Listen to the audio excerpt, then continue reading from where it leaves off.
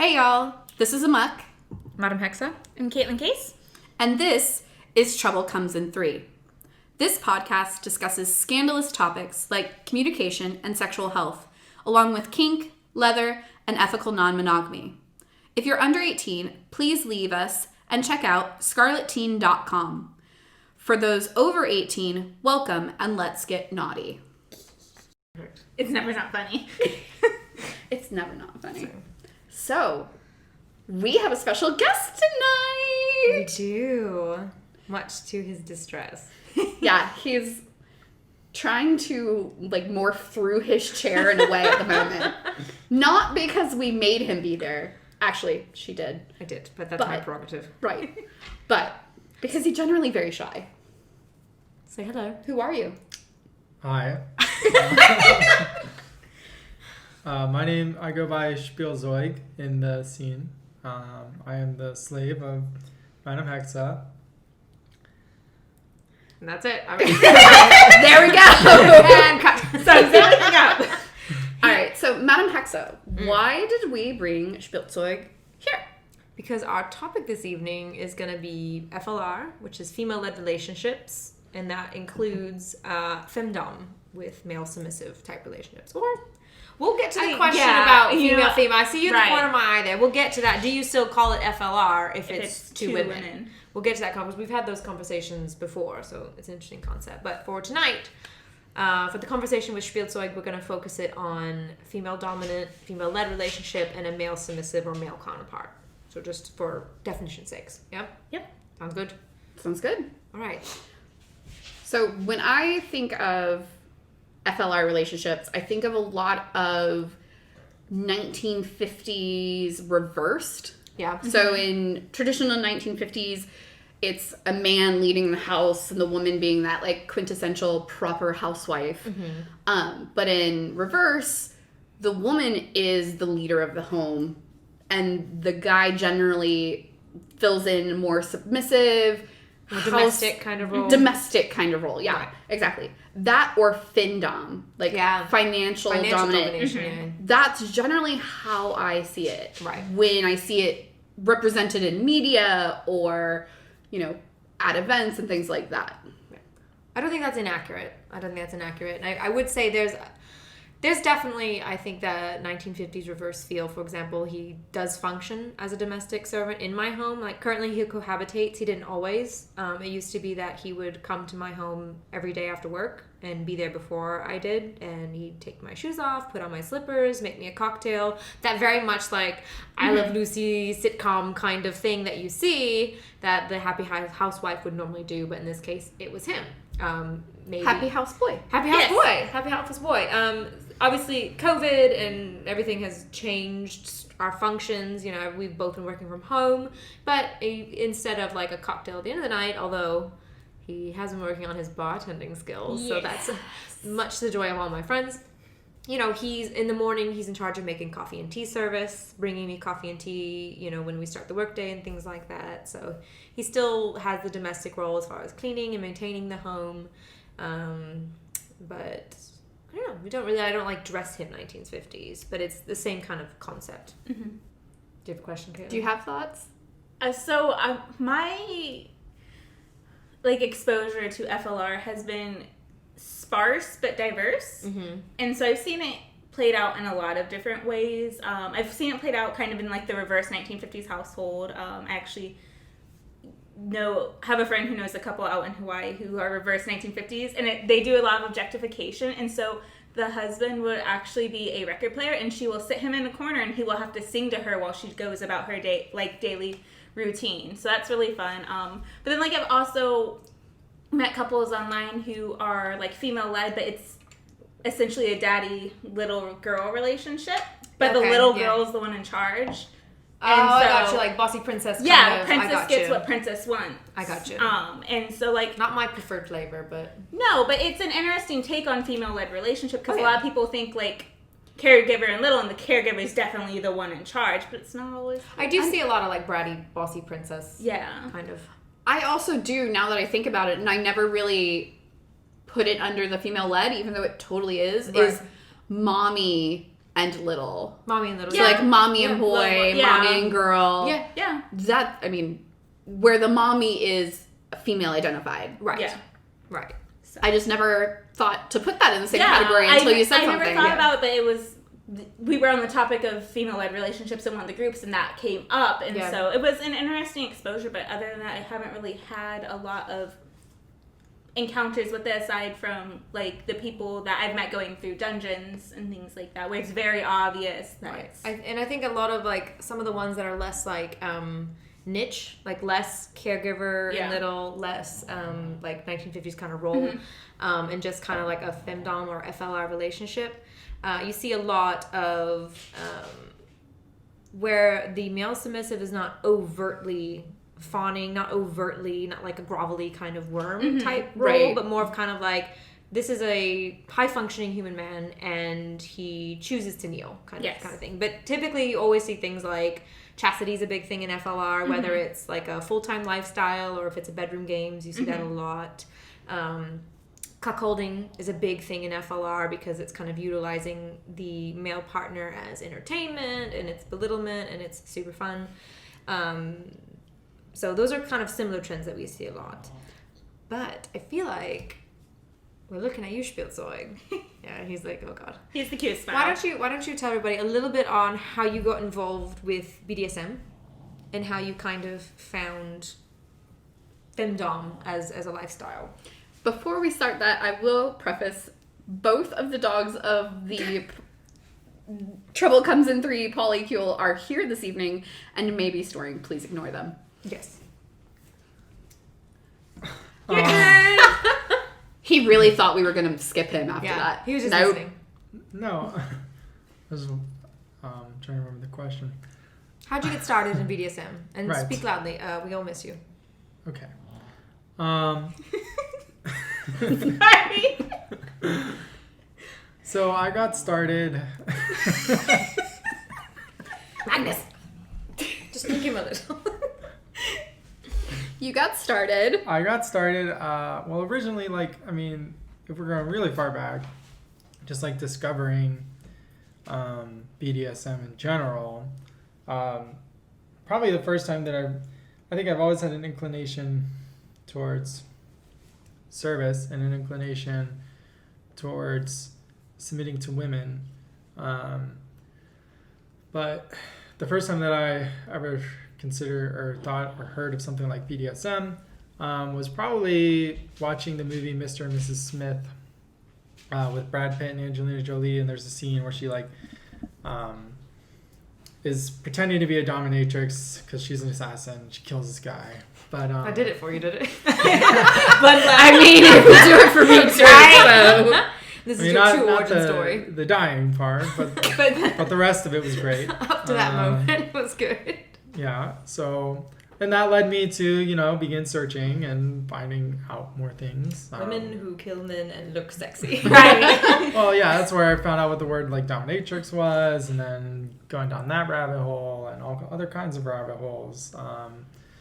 But it wasn't really, I had a Catholic upbringing, so it really wasn't until I got away from home and even from college. I had to move all the way to Florida from Pennsylvania to kind of start to get that space where I was able to explore that a little bit more without feeling super guilty. And it still took me time to get past the guilt and thinking that there was something incredibly wrong with me, to being okay with it, and then deciding to find something local. And so I found FetLife and then local events on FetLife, and I was looking at those for probably 6 months to a year before I actually went to one. But I finally went to one and then started meeting people and then got into the actual scene. This was a slow burn for you. This was a long time coming. Yeah. Tell us about some of your first experiences when you came to the scene with femdoms. So the first event that I went to was a femdom night at a local dungeon in Orlando. They do that. They used to do them every Thursday. And the reason I went is because I had actually wanted to go to, there's a an organization. It's a national organization called Club Femme. And they have like chapters. So the Orlando chapter was going to do this huge party where all the Club Femmes or like several Club Femme chapters from around the area were going to come to another dungeon and have a big party there. And I was like, oh, that sounds interesting. I want. That's where I want to be. In the center of all of So I messaged the person in charge, like, so how, because you have to get vetted. So I was like, what do I need to do to be able to send this event? They were like, come to this other place on Thursday night. It's a smaller thing. And meet me so I can make sure that you're not weird. Right. That's fair. Not too weird. Yeah. So I went, and it's my first time ever going to a dungeon. And it was definitely very sketchy because dungeons tend to be located Like warehouses. in Yep. warehouses and kind of It like happens these to be in an industrial park. Middle of nowhere. excluded places. So the funny thing is that ours shared a building with a church, but yeah. If you felt bad later, you could go run over there. So we would. I went to that and I met a few people. The first night was. I actually spent the majority of the night talking to someone else's slave, and he gave me a lot of. He was just, we were talking about interests, what I was looking for, that kind of thing, and I just got to witness a lot of other things going on. And there was at one point where he was, like, so what have you seen so far that you're interested in? And I just at one point I just pointed to this one scene going on. I was like, that Right there. I want to try that. And Wait. But What was that? that was the person who would eventually be my mentor. She had like this cane and was like doing pressure points on this guy with the cane I love and then pressure like points. hitting him and stuff. And he was like all fours, standing up, tied with his arms stretched out. But yeah, and just everything she'd been doing, and she's incredibly sexy. She So- is. She is, though. Yes. Okay, so I mean, I didn't. Did you play that night? Not really. It was more. Well, I did have a demo scene. So the person whose slave that I had been talking to the entire evening, eventually came up and invited me to, if I wanted to try some of the things she had just to see what they felt like. She offered to let me do that. So I didn't, I had no pressure from anyone to do it, but I just took off my shirts. Kept everything else on to feel comfortable. And they didn't we didn't do any bondage or anything like that. I just stood up next to a cross so that they could do a couple of things. So they showed me all the different impact toys they had, never hitting me very hard. She would hand it to me and she'd let me touch it, see what it feels like, describe it a little bit to me first, and then she'd hit me with it a little bit. Because she's a responsible. I was about to say very Yeah. responsible. That's how it should go. And then if she felt like I was liking that one, she might give me a little bit more, but she still didn't go very, very hard. Right, well, she didn't know you. Right. Yeah.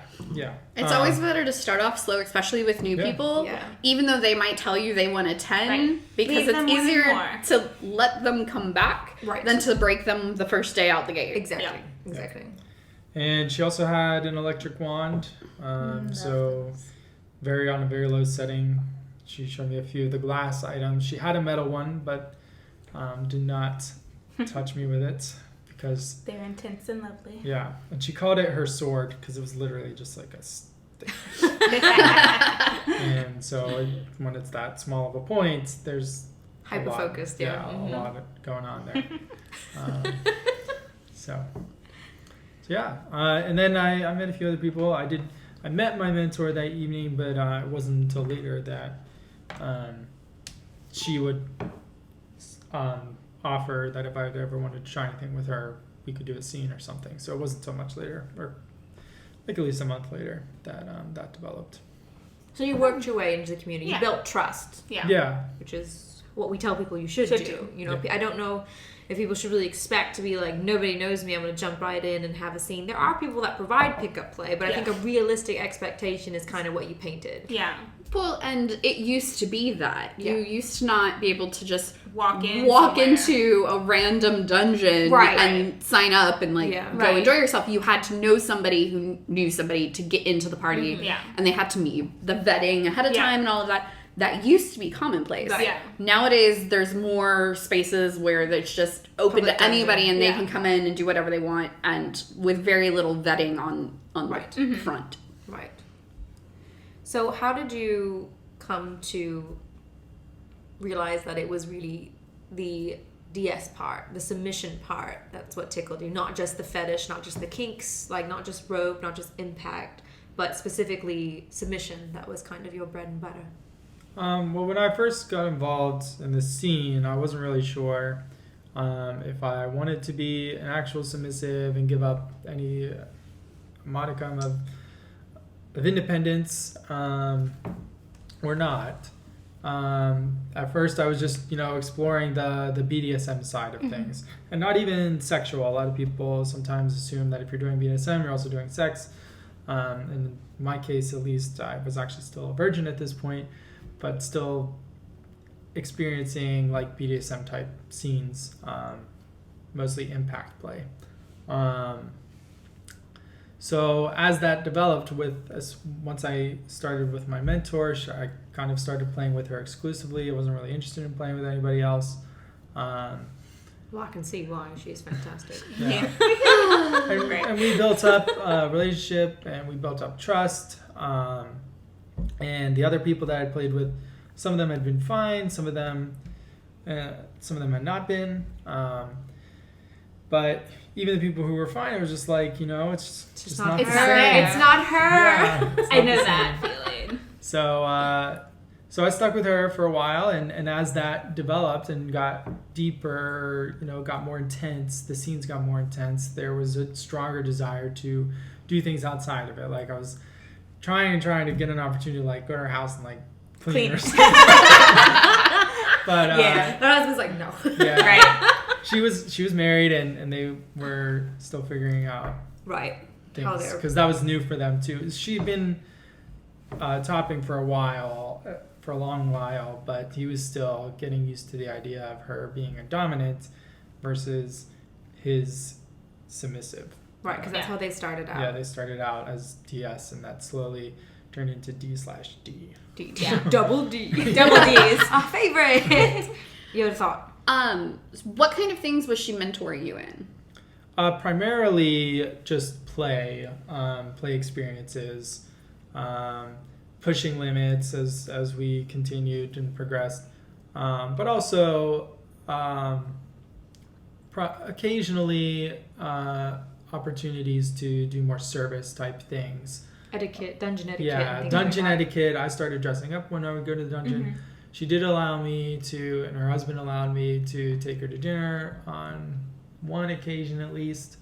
And I got to serve at a what's called a protocol dinner.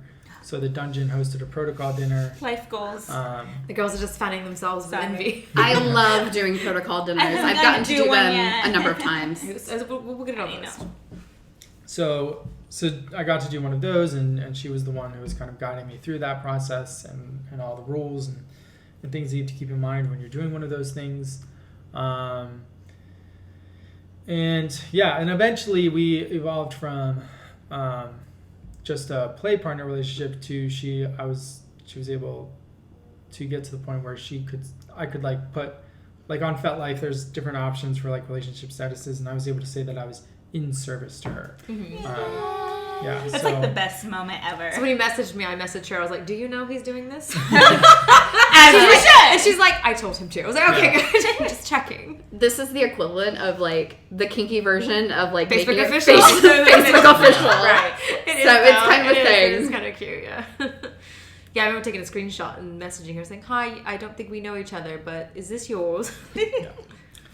Yeah, we never got to the point where she was comfortable. She, also wasn't at a point, she had very time-consuming occupation. So she wasn't really ever at a point during that time where she could comfortably take on like a submissive Full-time, full responsibility of that. But in service was a big step. Right. But eventually she gave you street cred too, didn't it? Right. And eventually she encouraged me to seek out other people that might be able to more fully fulfill what I was looking for. And here we are. Right. Yeah. That's also a really responsible thing that people don't think about is sometimes relationships shift and people grow, and it's okay to say, we have an awesome relationship, but I know that you're also looking for these things. Right. Mm-hmm.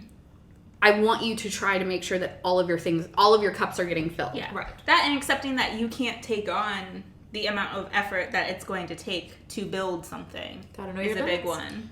On both sides, you have to know Yep. your limits. Have you ever had any experiences where your identity as a cisgendered man has conflicted, as far as society goes, with your submission, with your male submission? In the kink world, Well, unless you're telling the people at the grocery store how you live your life, I'm Yeah. assuming yes. Have you ever, because some people kind of, male subs have very interesting reputations. The online male subs everybody hates because they're like the ones that just send 400 messages to people a day, stab in my face, treat you like a They vending find the machine. most Kink dispenser. subby sub person on there and goes, "Oh, please, mistress, be my goddess, own my body." Yeah. My inbox. I'm like, Yeah. Right, so those are the online folks, which you are not, No. and then you have Gender there- to his yeah. credit to his gender. Gender to his credit. So tell us a little bit about your flavor of male submission and any kind of experiences you've had with a little bit of bias against you for being a male submissive. well, first to talk about online male submissives. We mean the gross ones, not the legitimate ones. Yeah. 'Cause there are a few of them. Yeah, there are gross ones, but I would also argue that they're not submissives. Right. But I was at one point a person who would message a lot of women and I tried to be more genuine. That's the whiskey talking folks. Yeah. Trying to be more genuine and, find something on their profile to comment on or something. But still, it was a very similar message most of the time. Something along the lines of, I'm very new, I'm afraid to go places. Do you have any advice, that kind of thing, or something? that's a sweet that's message. totally That's fine. a valid message. But- That's how you do it. Yeah, so sometimes you would still get the either no response, usually just no response. But That's usually the nicest way. To Yeah. Right. But did you hound them after they didn't respond to you? Well, no, I was never that. Okay. Fair. Well, Yeah. see, you're not. Check mark again. Good for Yeah. you. These are the signs of a good male submissive on the internet. Yes. And eventually someone was like, you need to go to something Yeah. public and meet people. Otherwise, you're never going to get anywhere. Otherwise, you're just that invisible, scary axe murderer on the internet. Like, But as far as the rest of the question, I think I was always nervous meeting new people in the community because I don't want them. As a male, I'm concerned, especially as a male, someone who is like, I'm a male submissive. There can still be that element of oh, you're creepy, Yeah. fetish, you just want to get off or whatever. right. So trying to be cautious in the way that I approached people. Mm-hmm. And then there is dealing with other male dominance can sometimes be difficult because Don't we know? Yes. they'll either some are fine, don't care, treat you normally. Some people think that because you're submissive, they can talk down to you, You're obviously very submissive. or He has just permission to headbutt people for that. or just because you are a male submissive, wow, you're weird, I don't want to know you or talk to you or whatever. So all kinds of different things can lay in there. Masculinity gets into it, and Toxic masculinity gets into toxic it. masculinity. And some people just be like, I will never understand why you would do that. that kind of thing. But. You don't have to. Right. That's the beauty of it. You don't Yeah. ever have to understand. It's my thing. Yeah. What you got, Kate? Oh, well, kind of on the same point, but have you two ever run into the issue of someone either refusing to acknowledge you as the D-type, as a female D-type? when we're together? When you're together, or even just separate as a D-type in the community? I cannot say we have honestly ever been mistaken for a position. I don't think anyone's walked to us and been like, "Sir," and that's He just part of doesn't how give that that's vibe part of how off. he carries himself. You know, he we're the same height. Structurally, we're the same force. Yes. You know what I mean? But I think it's very obvious when we walk into a room who's who. The only times we went to that housewarming event and we were introduced, oh, they're a master slave couple, because that couple was. And they look to you briefly, and you're like, "Oh no!" That's the only time. But we didn't know those people at all, and that was like 1 nanosecond of. And also, I had my face full of food, so I couldn't correct them. But I don't think we've had that. But I know female-led couples that have, especially if the femdom is femme presenting, like ultra femme, things like that, because they'll roll that way sometimes. Then I see a lot. Or if our friend who's like her S-type, he's like 6'5", and she's like this petite little thing, and he's like an oak tree, and she's like a little The squirrel. photographers? Not No. them, but But they have similar the same thing. You know, and often she sits on his knee because he's her chair, and people mistake it for like daddy's little girl, and she's like, no. And he's real quick to be like, absolutely not. So, but yeah, to go. So we, in previous episodes, have talked about the fact that we tend to run around in gay male spaces predominantly, or queer spaces predominantly. But I know that you guys have been to het spaces and or het pan spaces. Do you find that there's a different energy given by other people when you're in those spaces to your dynamic between the two different, like between queer and gay versus predominantly het? Well, only a slightly smaller amount of people want to eat him when we're at het spaces. Only a slightly smaller. He's like, I agree. He's definitely like the beef tenderloin when we go to the gay spaces. Well, yeah. yeah, they can't see him, but yeah, right. So I think there's slightly less of him feeling like he's gonna get eaten, but in a good way, in a not good way. like a No, bad way. No. Like, I think he's just super handsome and muscular and toned, and it's ridiculous. And yeah, yes, he's a blonde little beefcake, so they get on him. But as far as like people interacting with us, I know my experiences in het spaces, as Spielzeug was saying, my problems usually come with male doms, who either see him and think there's something wrong with him, or see me and see a woman who just hasn't found her place yet. So those experiences we have. I haven't really experienced that much on the gay side. Mainly, we just feel very loved when we're at gay events, and we just kind of flounce and you guys drink are. and have fun. So it's. I think there's less of a need for me to like fluff my peacock feathers at a gay space, because I don't feel like people are trying to make me into something I'm not in those spaces. Yeah. And that obviously heteropan spaces, there tends to be that whole kind of like encroachment of the male dom and his ideals of what we should be.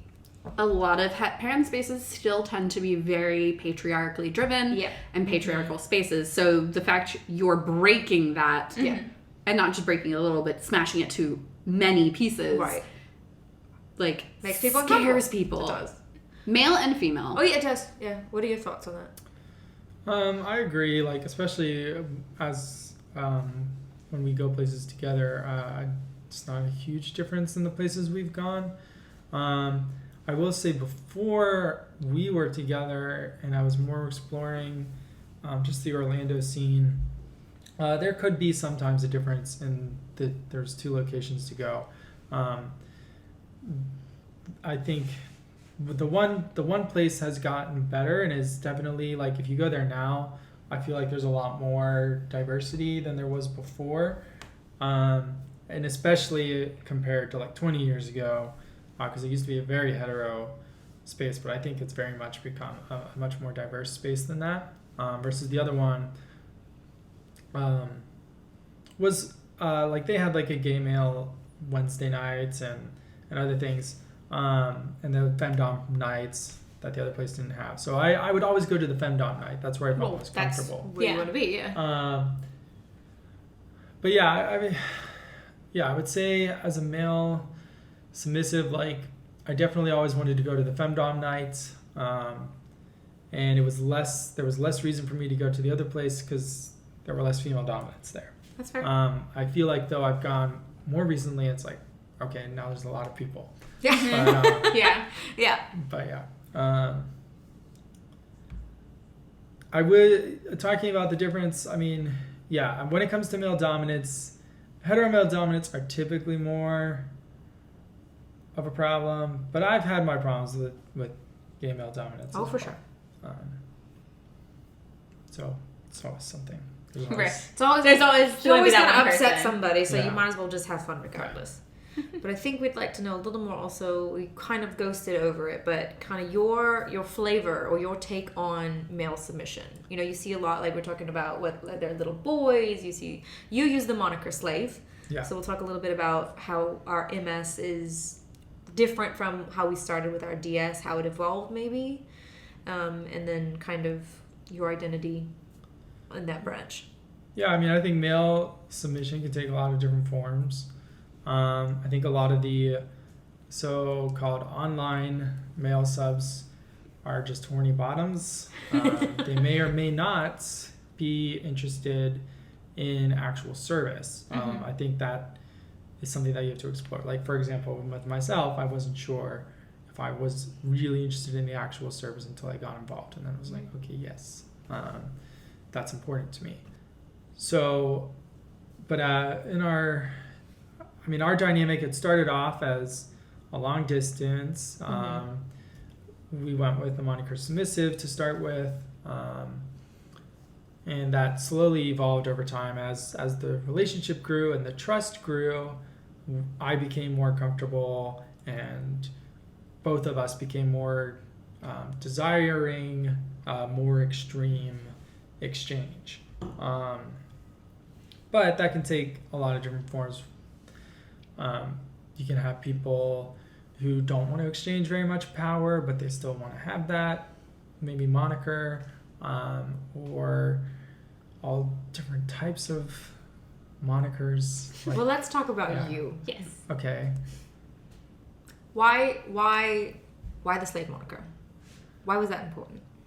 I think it has partially to do with just when you talk about DS dynamics, at least very traditional ones, submissive and slave are kind of like the primary terms associated with DS or MS. And MS, from some of the books we read and stuff, it just seemed like MS was the next step. But we were already doing. Yeah. We just didn't call it what it was. Yeah. And I wouldn't say that there's any other term out there that I could associate more with our relationship than slave. How long have you guys been in a relationship? So Pop quiz. So we met in May of 2017. We didn't. She inquired if I would be interested in a long distance dynamic about a couple months later in September. And then we started a progression. She does a contract that starts off with only 3 months, and then it progresses to 6 months, and then a year. So formally, from when I took the moniker slave, it's been 2 years. But we've known each other for 3 years, been in a dynamic for like 2 years and 9 months. Almost as long. It was. Yeah. It took flight pretty quickly in the sense that he reached out on FetLife. We met online. In case anyone's wondering, where'd you find him? Internet. Yeah. And we were gonna go to a femdom night, and but we went to dinner first. Yeah, we met for dinner to meet each other. Right. Because we had a decent conversation online. And Right. She was comfortable enough to meet me, and she saw my profile. She saw that I knew other people, that I was active in the community, that kind of thing. So she was comfortable meeting me. Talked to his mentor. Right. People to vouch for him. It might have progressed a little bit faster if I hadn't moved to North Carolina. That's right. That one right there. It was literally like, he was like, wow, I wish I met you before I took this job. When you leave? Like, tomorrow. Yeah, literally, yeah. I was literally leaving like that next day to go to North Carolina. But I was like, I'm not going to miss this opportunity to meet this person. Right. And aren't you glad? Yeah. Right. So, and then I came back at the middle of the summer for an event in Tampa. And we... So yes, he drove the 10 or 11 hours. Well, that one I flew for. Oh, that one you flew for. I flew to where my mentor lived at the time on the other side of the state. And we drove drove across the state to come to this event. So dedicated. I love it. And I did get to see her again, though. When I saw her at that event, she had her other submissive with her at the time. And then when I got to talk to her, they were talking about several other people that she was involved with. And I was like, she doesn't have time for me. Like, this is never going to happen. But then at the end of the summer, I decided to take a longer job in North Carolina. I had been originally just there for the summer and I was coming back. But they offered me a position that would have lasted for the rest of the next year. And it was a really good opportunity. So I decided to do that. But I still had to come back to Orlando and move out. So when I came back, she happened to text me and invite me to a femdom night in Tampa. So of course I called out of my last shift at my Orlando job. Bye. And went there, which was got me blacklisted by Yeah, the company. Not so worth it. You cannot work there again, no. But to go to this event and that ended up being, once that night happened, I was like, well, I hope this is forever. I was hooked. So There you go. Aww. so yeah. Goodness. Yeah. So collectively three-ish, but pretty much straight off the bat. But I feel like when people think about a male slave, I think they have, or slave in general, but particularly male slave, we have an image in our mind. Kind of grovelly, zero independence. Normally there's that codependence, which is sexy in its own right, but how do you define that term? I think that comes a lot from porn. Yeah. Because that is like, especially, and even I enjoy watching those things, but it's a lot of it's unrealistic. Like the person living in a cage 24/7. It's not really realistic, especially the dog doesn't actually even live in a cage 24/7. That dominant then has to feed you and all this other stuff. And what are you doing for them? More stress on it. Other than the occasional kick you around for an hour or something. Right, that's just more work. Yeah. So yeah, I definitely don't see myself as the grovelly type. I think that can be fun in a scene to play those roles of extreme to an extreme, but in reality, we have to base our relationship in reality, and so and also nobody, even a dominant, even if they do enjoy an extreme power exchange, they still want you to be able to do some things for yourself. So a certain amount of independence is really important, even as a slave. I'm a busy woman. That's a reason I don't have children. My personal kind of philosophy towards being a slave or a submissive is that your goal is to make the dominant's life easier. That's Preach. my big goal is to make her life easier, free up her time so that she can do more of the things that she wants to do. So if I'm taking care of household responsibilities, then that's just one less thing that she has to worry about. If I were incredibly wealthy, then I would be able to take care of more things. But he's like, for now, here we are. For now, I'm the maid. Which is an important job. Yeah. It is. What is it that you always say to people when they ask you about your status as a slave? Well, I always tell people, and I got this from a book that I read, and let me try and remember the name. The book is called At Her Feet. We'll put it in the show notes. Yeah. And it's a really good book, especially if you're interested in learning more specifically about female-led master-slave relationships, because that's who it's by. is a female-led relationship. And it's told from the perspective of both the master and Yeah. the slave. I think the one perspective that was missing was the husband's perspective. Yes, because Yeah. they are a Involved. polyamorous endeavor. But he said, I'm not, because he had big problems with the word slave, definitely more problems than I have with the word. But what he always said was that I'm not a slave, I am her slave. And I like that as well. I also could think of that in that same terms of I'm not a slave, I don't want to be kicked around by just anybody, I'm not submissive to just anybody. I have a very quiet demeanor. And sometimes I can display lacking. I can definitely understand why people would think that I'm shy or lack confidence, that kind of thing.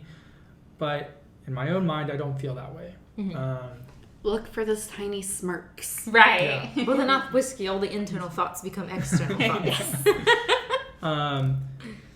So yeah, I would say that I am her slave. I choose to give up this a lot of power over my own decision making to her, and sometimes she gives a lot of that power back to me. It depends. on what Sometimes we're I'm talking tired and want to Right. take a nap, but It's a lot of work to tell make him that to figure decision. it out. So what do you get from being a dominant female in a female-led relationship? Specifically, a female-led relationship with a male submissive. Start with that, and then in general, a female-led any relationship. Well, first off, fuck the patriarchy. Yeah, no, fuck the That's patriarchy. for me. I think part of the reason I like being a dominant in particular, and I like to compare it to like being a gardener. Okay, so there are, in my opinion, they're like zookeepers and they're gardeners. Zookeepers are people that just collect things. They don't go together. They would not be found in nature together. There's Menagerie utter of random. chaos. It doesn't make sense. You can put up cages and you can put up rules, but there's always going to be shit being thrown around. A gardener works with what's already there and plants things that coordinate with one another and that grow well together and that can sustain each other. I like to be the gardener. But instead of plants, it's people.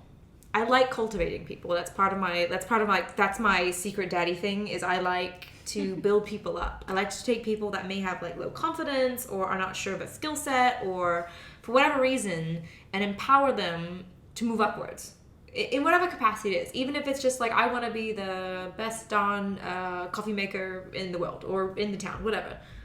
Let's teach you to make fantastic coffee. Or if it's something like, I want to get better at in my career, all right, well, let's look at your resume. Let's do these things. Let's build you up. Oh, I want to be able to fall deeper into submission. Let's push your limits and see where you're at. So I enjoy that cultivation process. Kind of nurturing kind of weird thing, I guess. But as far as him being a boy, I like the idea of extremes. And since we live in a Western nation where the norm is man in charge, it's an extreme lifestyle choice to turn that on its head. It's also an extreme lifestyle choice to be kinky, but also in our MS dynamic. And now, like you said, he doesn't live in a cage. He has a bed. He sleeps in the spare room. Like, he dresses himself and he doesn't have to ask to go pee all the time. That kind of stuff, But even then, this is an extreme lifestyle choice. And I think I just live my life in extremes. We were joking earlier today. It's like I have two modes. I'm either full goddess and like glammed up, or I look like a garbage gremlin. There's no in between. Which is still cute as hell. I can be a cute garbage gremlin. Even when we go out on motorcycle rides together, Right. like, you're just fucking goddess mode on Hey, two Shade wheels. Tree. Hey! FYI, if you're not following Shade Tree Surgeon, you should. You should, because we're gonna be on there again soon, and it's gonna be oodles of fun. But I like extremes, and this lifestyle is appealing in that way because it's an extreme. Like, I have control over. He's a grown adult. He's an adult man, but he chooses to say, "You can make these decisions on my behalf if that's what you like." And there's something just very appealing about having that power and having the self-control not to abuse that power. Mm-hmm. And that's, I think, the kink for me right there. It's an exercise in control for me. Knowing that I could take what I want from him or use him how I like is intoxicating. But having that master of self to not abuse his trust is really quite exciting for me. And that's not everyone has that. No. It's not necessarily a bad thing. But it's some something people to know just about aren't yourself. made for that kind No. of extreme I would agree. relationship. I would agree.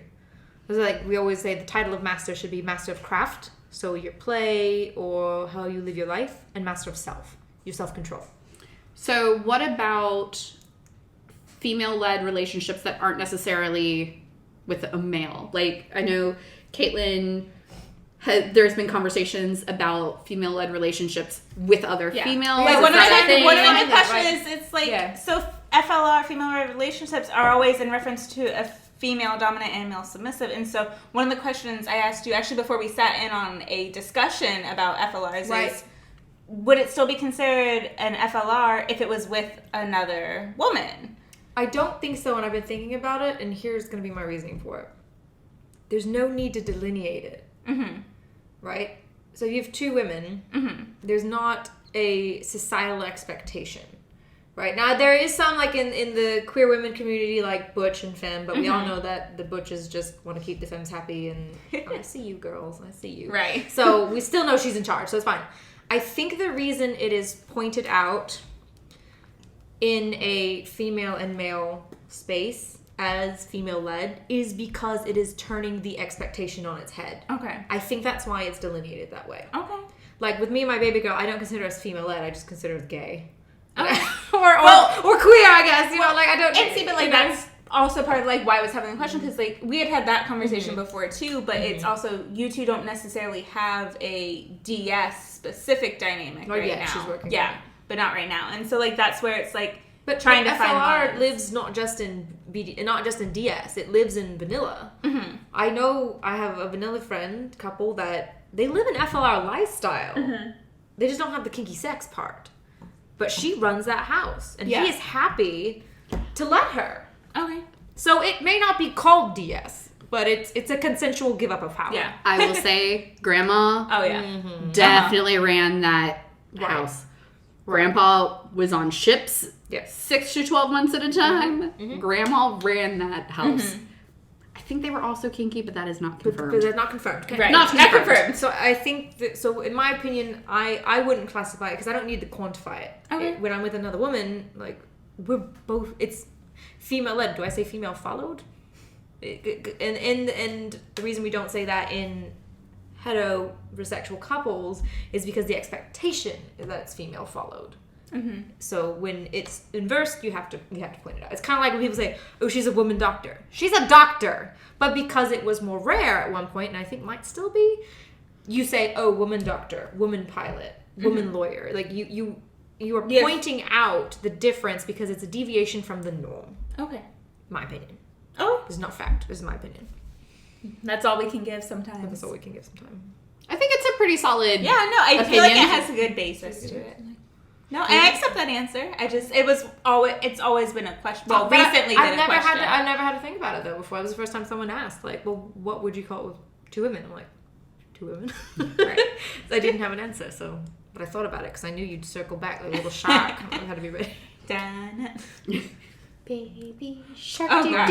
What are cats if they aren't sharks? So, But yes. do you have any questions for us?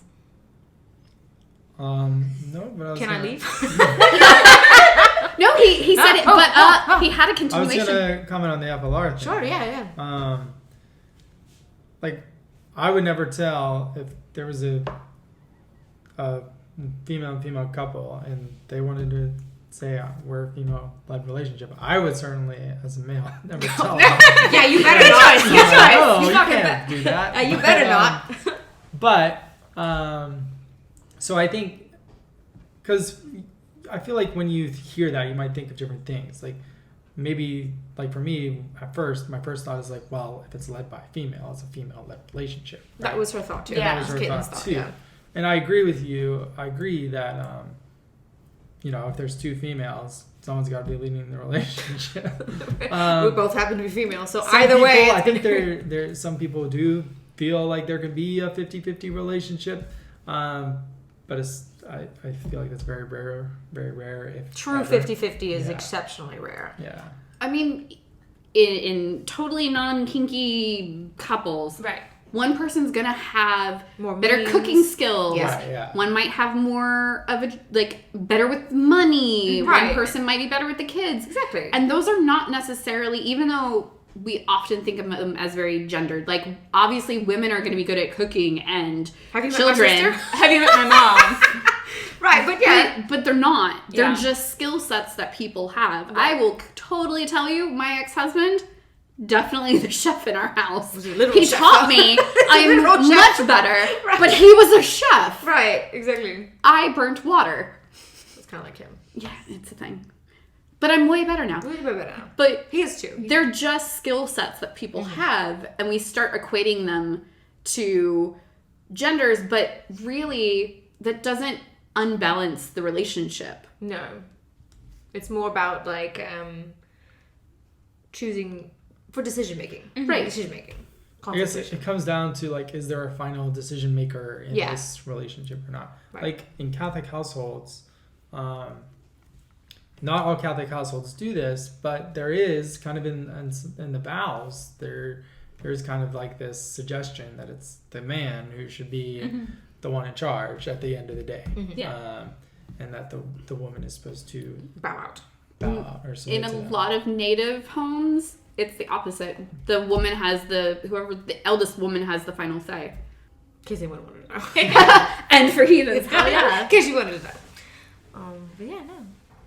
I would certainly also not tell, like, if a muck came to me and said, me and my girlfriend, my girl, we are in a female relationship. Yes, you are. I'm not going to argue that. That's not my relationship. But for me, I wouldn't call, like, what I had with my baby girl or as we work on our demo, I wouldn't call them female-led because I'm like, they're just...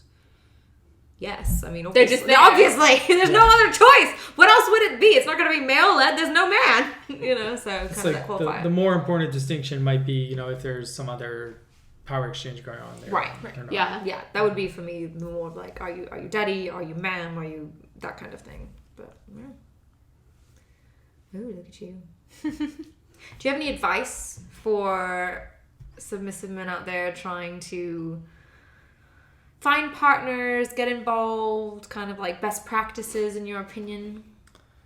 Try to get him. I know it's scary, but try to get involved locally and physically, especially if you can find an event that you can go to where you might be able to help with things or be of service. So then people at that event can see you actively, Like volunteerism? performing these roles. They might be more interested in interacting with you or engaging with you because they might see you doing something that they like. That's true. So that's one way to start. But definitely, getting involved locally, meeting people in person, and not trying to get one person to come and meet you one-on-one. Like, occasionally that might work, but it's more often they want you to, if they're interested in meeting you, they want to meet you at a public space. Right. It's a safety thing for Yeah, everyone it's just involved. like, it's like dating. Right. It's like a lot like dating, I think, right? Like, Yeah. you don't necessarily, I mean, maybe you do, but I wouldn't go to this guy's, like, house by himself for the first time if I was meeting someone on an online date. I'd be like, Well- hey, let's meet at a restaurant or a group event. Not even that, but like, especially in the kink community, I feel like people want to meet at group events before they want to meet you one-on-one. Like, I definitely, like, there was one instance where I did meet someone in my hometown in Pennsylvania. Before I'd gone to any public events, I did manage to have this one meeting with this one person. Like, we got coffee or something. It was more of a date, but that was a rarity. I'd say it definitely, and it never went anywhere. It's definitely more effective to go to public events first and get to know people, and people can see that you're comfortable around other humans. Like, Yeah. Did you behave yourself? you behave Right, yourself. It also gives you a chance to watch how other people play, because Right. what we see online and the presentation online is Yeah. not necessarily what somebody is in real life. Right. And Yeah. so somebody might tell you, oh, I'm a master of these specific toys. Right. But then when you're watching them, you're like, oh God, that person's going to be pissing blood for a week. Their kidneys are gone. Right. So Those are the worst. They happen so often too. So going out allows you to kind of see. It also lets you see, oh no, I'm way not into that. I'm not into that in person. When he had to watch me get the needles during Oh, the class, yeah. and he was like, He already knew he was not. he was already. But if he didn't know, He definitely knew then. there yeah. was somebody else who was there that did not realize it was were- going to be such a thing. And it gives you an opportunity to see a variety of things that you don't necessarily get to see in porn. Because a lot of, especially BDSM porn, especially a lot of FLR BDSM porn, are very niche. And so it gives you can see a variety of types of play, a variety of types of dynamics, a variety of different personalities interacting in the dynamics. Right. So. Yeah, and as a male submissive, like if you're going into this woman's incredibly attractive online, you're like, oh wow, I really want her to beat me up or something. But then you meet them in person, they're like a terrible person, or Right. Bitch in a just, bad kind of way. or just Right. not. They just don't. Don't mesh with you. Yeah, they don't mesh with you, or you see them play and it's way more extreme than you And you're can like, "Ooh, handle, okay." or not what you were looking for. You know, those types of things you will find out if you go out and see those people in real life. So at my caution, what's your favorite kind of service to provide? Ooh. I swear to God, if he says eat pussy. Well, now he's not going to. So eat pussy might be high up there, but Let's try what's your to- second highest? He's like, huh. I mean, Eat ass. those are very personal services. They are very personal Are services. for everybody. They're not for everyone, just for me. Well, let's broaden the question. So cute. What's your favorite kind of like group service to provide? Where are you happiest doing in that? And then let's talk about you and I, your favorite services. Yeah, I mean, my biggest thing is making the other person happy. So there are services that are more enjoyable than others, like personal services, not just those things, but just things that are personal, that are directly involved interaction with, or That are for me. yeah, that are for you, like doing your laundry, or giving you a foot rub. That's my favorite. Oh, I'm sure. Even better, a full body massage. Like, Those are nice too. He's getting better at that. but so those kinds of things where you get to directly interact with them and see the direct effect of what you're doing for them, versus something like scrubbing the grouts on the bathroom floor. I mean, I enjoy the view. Is a little, well, yeah, if she's like standing, so that's another thing that can make a boring chore more fun, is like if they're standing over you with a cane and like, you know, encouraging you to. He's wearing nothing but the cage and a toothbrush, scrubbing along. Yeah, then that makes it a lot more fun. But like if it's, you know, Tuesday night and you're just Tuesday in there night doing it and while she's out. she's out somewhere and I've got things, I'm doing chores at home, that's a little less fun, but it's still the same thing. You got to remind yourself of that mental, especially when you've been doing it for a long time, and it does start to, I mean, one, it becomes a bit of a routine, so that makes it easier, but on the other hand, there's the side of It becomes a routine. it becomes a routine and it's less fun. I'm like that with cleaning my guys' house. Yeah. And so, but you have to mentally remind yourself, like, what is the benefit of doing this? And it's one, you get to have this relationship, and two, they can be out right now doing the things that they're doing, that kind of stuff. So for me, the primary thing is always making the other person happy. What service is going to make them happy? Services that I more enjoy are going to be services that are more personal. And it's fun to do something. Maybe like a favorite thing to do in public is like be furniture, like because then you. Are you speaking their language? You are speaking their language. That's actually how I first noticed you guys in one of my classes, which was terrifying. Because I had met both of you separately earlier, and then Right, because I was acquainted with your sir first. Right. And so I had met you both through Sir and had gotten to spend some time sitting very quietly by my Sir while, you and him sat quietly together and, like, occasionally talked, right? Because introverts. Occasionally smoked a cigar. Yeah. But then I taught a class at an event, and the room was legitimately packed. I think there was, like, 100 It was plus very packed. For a rope class. When it was rope and, like tussling. You were, like, it was body impact, rope and rough body play. Right. So you were on the floor. I was going to be on the floor. One of my bottoms was on the mats, and one of them was going to be up on a cross because I was going to show kind of two different ways to do bondage and rough body play. Mm-hmm. And so I had everyone kick the chairs out. One, because there was only like 60 chairs in that room. Yeah, there's not enough seating anyway. No, we were not expecting that crowd. And then everybody sat on the floor so that people had a better view. But because there was Madam Hexe was not sitting on the floor. On those heels. So she's in this gorgeous black and white striped dress. Oh, yeah. And heels and a giant, like, Kentucky Derby hat. Yes. Propped perfectly on top of him. And I had to teach her. She is sitting legitimately an entire body above everyone else. And it was very distracting. Quite distracting, but such a lovely sight. I stood for a little bit, and I was like, I want to sit. And he just, like, got on a tabletop. And like, I didn't notice you standing, though, because, like, there were some people standing around the outside of the space. Mm-hmm. And then all of a sudden, you're just sitting in a sea of seated I felt like humans. on a pony a little bit. Like, yes, it was quite lovely. Yeah. That was fun. I was like, I want a seat. He's like, ooh, I want a seat. I got this. Well, I was like, oh, Madam Hexe is so nice, and she's so, like, intimidating and everything else. And, oh, fuck, she's watching me. She's here. Yeah. Well, you didn't skip a beat, though. I could not tell that if you I didn't know the class count. I only knew you were there until 3 days later when we talked about the class count. And they were like, you realize how many people were there, right? You're like, I only noticed one. It was very crowded. Nope, I knew, like, one. And, I saw my one safety. Person. I only saw one person. 1.5 and safety. Well, I only saw your back. Look like, yeah. The rest of you didn't matter at that moment. Right. Well, I remember you coming up to us afterwards and saying, "Oh, I love this furniture." Like, yeah, that's true. I love being is my furniture. shit. I very rarely get to be furniture. It was gorgeous and stunning. Well, we're glad you got something out of it as well. Thanks. I was just like, I don't want to stand anymore, and he's like, I got you.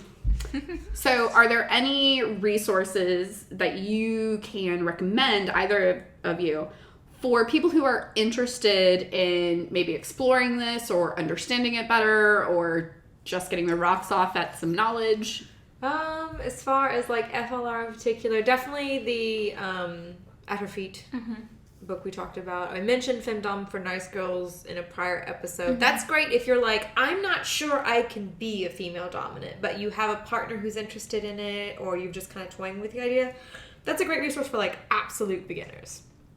If you're somebody who is already kind of, like, running your life that way and has just realized that you're calling it that, this is actually going to be a strange recommendation, because a lot of people that have, like, this kind of FLR lifestyle and are just kind of, like, missing that jump into, like, the kinky sex part, chastity is one of the big fantasies I find with male submissives.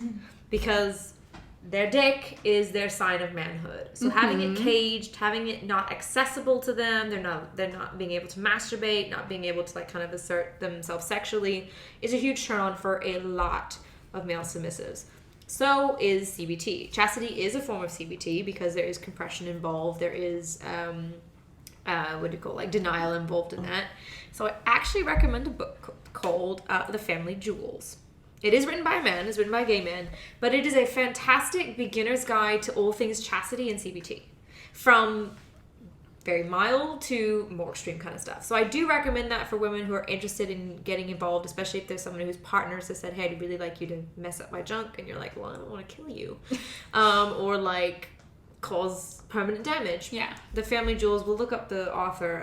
It's an older book, but it's a fantastic reference guide. I actually just keep it at home and thumb through it occasionally. It's written a little bit like instructional, sexy story time. Instructional, sexy story time. Kind of very much in line with, like, the 1970s gay scene is very much like, here's how, and here's how it went. Yeah. I know a couple of books that follow that pattern. Anything else you want to add to that? Yeah, definitely. There are a lot of great resources out there, and so like finding, especially now with the pandemic and people putting all their stuff online and like Zoom classes and that kind of thing. So going on FetLife and just looking up like classes, I think is a great way There's like It's a good place to start. 50 a day. Yeah, and like discussion groups, that kind of thing. That's definitely a great way to hear a lot of different perspectives. Groups like Masters and Masked. Slaves together. Together. That's a good one. And they have chapters all over the place. They do have chapters all over the place. They're doing a lot of Zoom stuff. Club Femme, maybe. I don't know if they really... The Femdom collectives, sometimes, take them with a grain of salt. Yeah. They are usually very exclusionary. They're usually membership only. But sometimes the members will talk to you a little bit about what they do. And so you can get a better idea if you want to like talk to some people, things like that. And then I've even found, good information on Reddit. Just be careful which subreddit you look for. Because, like, for example... Like the female-led relationship subreddit is great, and it's like where people actually have discussions. But then if you just go to like our femdom, you're just gonna get porn. Or like she was talking about femdom with nice girls, and that reminded me like there is such a thing that some people call gentle femdom, which is a little bit different style. That often falls into like the mommy and like role. But like so there's like one of those subreddits, but I would not go to that one either. Stick with like female-led relationship. And you might be able to find some other ones. Like there are ones that are strictly education based. And know your sources. I mean, that's Yeah. kind of like any kind of research project. Yeah. Make sure you're not just looking up the goodie bits. Although, please look up the porn. It's fantastic. Yep. Any final thoughts on FLR? Your take on our relationship? Advice you'd impart, anything like that? I am very lucky. I'm very lucky. Oh, Yeah. such a good boy. Such a good boy. Do you two have any final thoughts on that? I know we did a lot of the talking tonight. I mean, I'm glad you guys did a lot of the talking. I'm trying to shepherd tonight. him through the Right. sentences. No, I mean, I have an admiration for it just because it is something so outside the norm, and in a lot of communities, it takes a lot of force to kind of get it to be accepted or even to go public with it. And so it's just something that I enjoy hearing a lot more about. For me, I absolutely love it. My only personal experience that I get to enjoy on the regular is with clients. Right. But those aren't really relationships. No, It's, yes, I'm being a femdom, but it's not got the same connection and things like that I absolutely love with people. right. I am switchy.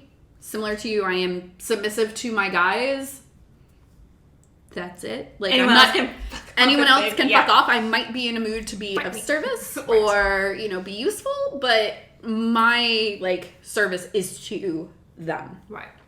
Other people I enjoy topping a lot of times, but I don't find that there is a lot of opportunity to develop these kinds of relationships. Right. And I would say as a final thought that there's not just one flavor of femdom. We talked a little bit about whether you're mommy, whether you're like the strict ma'am, whether you're a super butch femdom, because those are out there too. Mm-hmm. What you wear, in the porn, like we talked about porn being a poor image, it's like corsets all the time and the latex and the leather and the crops, and I love all those things. And we do those things, and those can be our Tuesday night sometimes. But the power in a femdom comes from the relationship, and it's an empowerment through his submission that keeps it going. And I think it's important to mention that not all femdom relationships or FLRs have to be 24/7. Correct. Mm-hmm. It might only be the weekends because you might live in different spaces. Right. It doesn't mean that during the week you're not still in service or things like that, but it might be that you're having to live your own life or take care of your own kids or take care of... Right. You have to be an adult. Right. While also maintaining your relationship. Exactly. Like I said, we live an extreme version of it, which works for us, and it's a priority for us, so that's how we work it in. But if you're out there and you're having an FLR relationship, even if it's just weekends, even if it's just when you go out, you are still totally valid. Yep. Rock on, girl. Just Fuck the patriarchy. Live your best life. Your final thoughts. One thing I did think of while you guys were saying, talking about that, is especially like even if you're currently, let's say you're currently partnered and you're a male and you just want this so badly, but you don't think it could ever work out, start a conversation with them. Might be surprised. You could be surprised. And because that was always my biggest fear, especially with my original upbringing and my thoughts that I was going to one day be married, was like, how am I ever going to find someone who would also be interested in this and not think that I'm a total freak? Right. Start off slow. Don't throw everything at them at once, but, bring up a small suggestion at some point and kind of see how... I would recommend putting on a... Yeah, sit on his fucking face. Or sit on it, yeah. Or throw out a movie that might have the and just like throw that out out and be like, that's hey, really sexy. Like, make it known. That way it's kind of like, oh. That or one of the fun things that I personally have like have heard other people recommend is to bring up researching something together, because they can make it a lot more palatable rather than being like, I did all of this research, here you go. And they're like, what? It's like, hey, did you maybe want to try to look into this thing with me? Have you heard of this? Right. It sounds kind of sexy. Well, I and remember. And I'm like, that's cut. We're done. Okay. I was like, so, and remember, trouble comes in 3 and get fucked. Or sit on his face. Or sit on his face.